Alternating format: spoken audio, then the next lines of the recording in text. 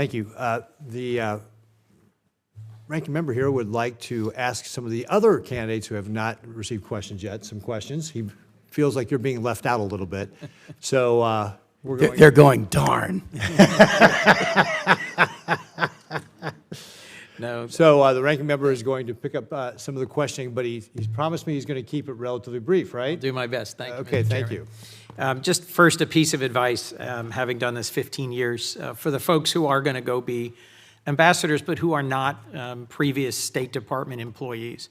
You will have a DCM. Listen. This is not directed at you personally. It's just years of experience. The State Department and the whole process of diplomacy, if you've been successful in business or in policy or in sports or in other ways, there's rules of the road. And folks who are military veterans understand there's certain procedures and rules. Listen to your DCM. There was some really encouraging statements in here. I think it was from Mr. Novelli about just how impressed you've been with the State Department folks who've helped prepare you for this. To the extent you rely on the career professionals who run the embassy, who support our mission, they're there regardless of who the administration is and regardless of the partisanship here. You're going to be well supported by really good people. I just encourage you to listen to them. Some political ambassadors of both parties have gotten into trouble when they don't listen to the DCM and to how you conduct the leadership of an embassy.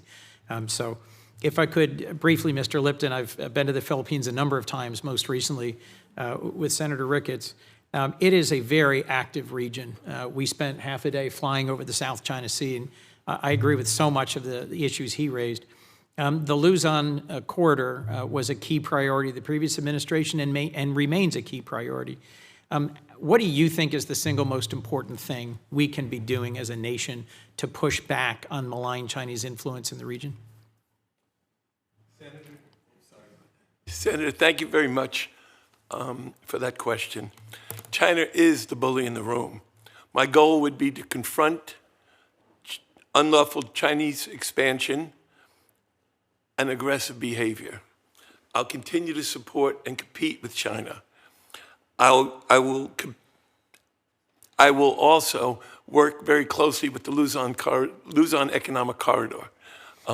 My goal is to bring investments there and to use those investments as a way to combat China. Just 2 points of advice, then I'll move on. There is, as you noted in your remarks, your prepared remarks, a very large Filipino diaspora community in the United States. We are blessed by a very strong and deep relationship. Some of the current difficulties around immigration will be borne particularly heavily by the Filipino-American community. And a lot of your work as ambassador will be making sure that we are not mistakenly or inappropriately arresting or deporting people who are here legally, who are Filipino Americans. And I just commend that to you because it will be felt particularly sharply there. And second, if you haven't already been to the World War II Memorial in Manila, I commend that to you. It's a remarkable place. It is the only U.S. battlefield monument outside the United States where foreign nationals are buried alongside American nationals. And it commemorates the remarkable sacrifice the Filipinos made during our war against Japanese imperialism. And there's a lot to commend the Philippines. You will be serving in a remarkable and dynamic nation.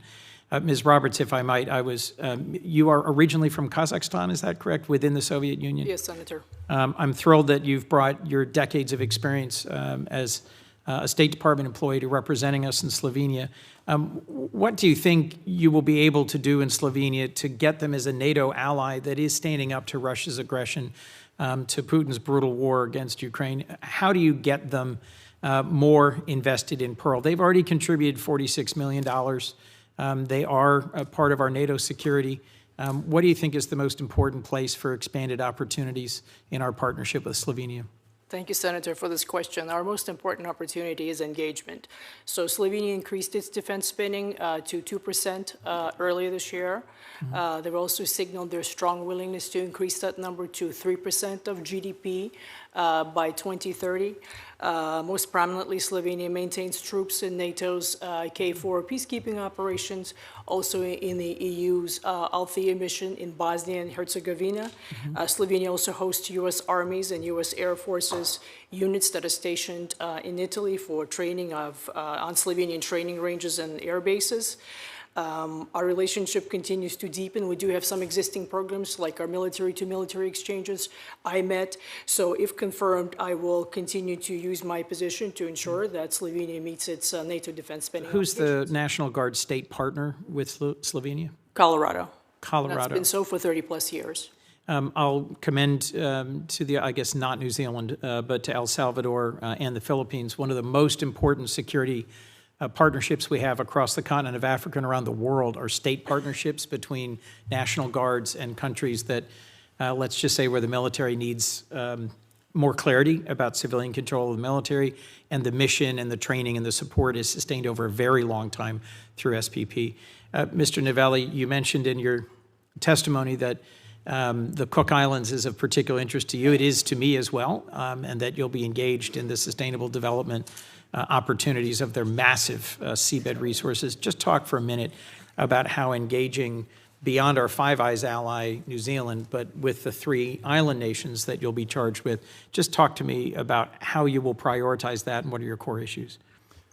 So I'm very proud to be the inaugural U.S. ambassador to both Niue and the Cook Islands. In my briefings, one of the, let's say, biggest shocks I received is to find that most of the world's cobalt comes from the DRC in Africa. Yes. And that it's refined in China. Yes. And the fact that there is not supply chain management for that. Yep. And the fact that the Cooks have opened up their EEZ, expanding from their traditional industry base of tourism to exploitation of their minerals. I see that as an extreme opportunity for the U.S. to be able to play its part in. They have an astonishing amount of seabed resources, not just cobalt, but lots of critical minerals. I actually was at a bipartisan bicameral dinner last night with administration officials about how we move ahead on critical minerals. It is one of the key challenges we face, and I think there's bipartisan support. There are real concerns about sustainable seabed mining and its potential impact on the environment, and I look forward to staying in touch with you about that. Thank you, Senator, for that statement. If I could address that. Please. I'm so impressed by the cultures in the Pacific Islands, and having spent quite a bit of time in the Pacific Islands, the oceans are sacred to Pacific Islanders. So the fact that the Cook Islands believes that they can exploit this in a responsible method, I think, is the proper lens to look at it with, as opposed to any lens that we might have. Thank you. Mr. Garcia, would you be willing to make some time to meet with me and with Senator Booker? Yes, Senator. I appreciate your decades of military service to our nation, your interest in the continent, and your partnership with AFRICOM. I recently met the new AFRICOM Commander, General Anderson, in Munich, and was very impressed and actually encouraged. I was the chair of the Africa Subcommittee here for several Congresses, have been to 34 countries on the continent, went to college in Nairobi, and have been actively involved in the confirmation of virtually every ambassador we've had over my period. There are enormous issues on the continent, security issues, humanitarian issues, development issues. Given I've already imposed on the gratitude and support of my friend and colleague here, I'll cut this short. But to Mr. Lipton and to Mr. Garcia, one of the resources as a nation we have long had is disaster response and humanitarian assistance. The Philippines is the #1 disaster-impacted country on earth, and abruptly shutting down our disaster and humanitarian response was not well received there. I do think we are working towards rebuilding and sustaining some of it, and I think that's something we should not set aside. It is a highly valued capability of the United States that used to be resident at USAID, and the abrupt shutting down of that capability, I think, was a tragic mistake. But I look forward to talking with you, Mr. Garcia, about how we meet and prioritize the crisis in Sudan, the ongoing issues in DRC, Rwanda, security in the Horn, security in the Sahel, and unlock the potential of the Lobito Corridor project that I've worked on now for several years. Thank you, Senator. Thank you all. I appreciate the opportunity to ask an additional round of questions, and I hope you are relieved to hear. Just so you know, that you went Chairman, so long, that actually is like 2 extra rounds of questions.